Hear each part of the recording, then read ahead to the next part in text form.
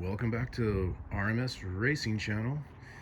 Here you have both cylinder heads on the operating tables, and one's in the recovery, meaning basically I finished it, and you're gonna see this port right here.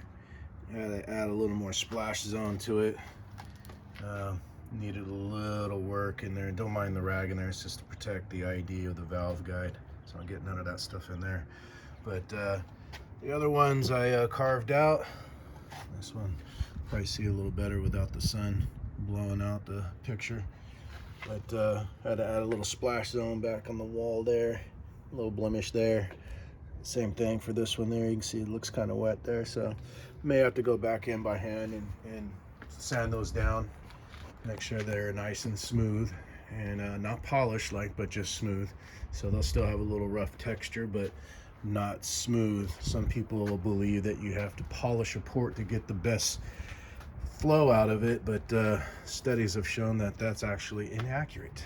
You actually lose a little bit of flow. So anyhow, we're over here on this guy. This is the head for the right side of the engine, which would be cylinders 2, 4, 6, 8. And I got some more taping to do. I got to protect all the deck surface here because I don't want to accidentally get any of the splash zone on there and have to machine it off, because once that stuff sets up, it's pretty hard. So as you can see, that stuff's been setting up for quite a while, about a month or so maybe. But yeah, I got to go in and machine grind out this one here. This one's at 85% of the valve diameter.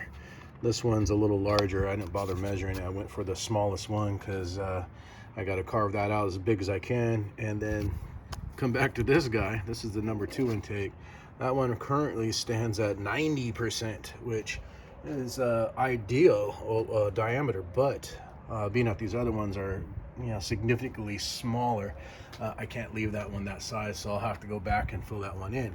How much, I don't know yet. So that's why I got to come here and do what I can on this one and get it to about the maximum size I can get it without blowing a hole in the side of the port. And I can measure that and then try to duplicate that with the other 3. So once I do that, both heads will be ready for pressure check, minus a little bit of hand massaging with some sandpaper or something, just to get the final blend that we like. And hopefully we'll have leak-free cylinder heads, or a pair of leak-free cylinder heads. Then it'll be time to install it on the engine and go to the next phase. So until then,